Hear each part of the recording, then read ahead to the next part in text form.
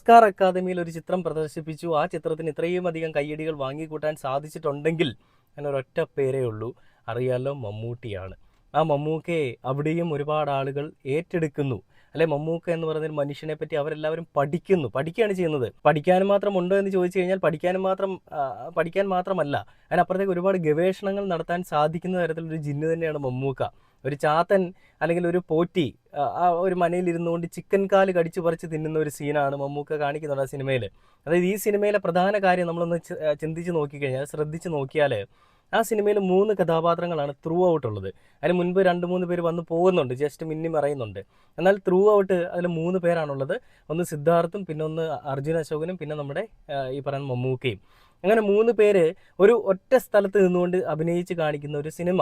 അതാണ് നമ്മുടെ ഈ ബ്ലാക്ക് ആൻഡ് വൈറ്റിൽ എടുത്തിരിക്കുന്ന ഭ്രമയുഗം എന്ന് പറയുന്ന സിനിമ. അതായത് ശരിക്കും പറഞ്ഞാൽ ആ സിനിമയിലുള്ള എൻറ്റയർ സീൻസും എടുത്തിരിക്കുന്നത് ഒരു മനയിൽ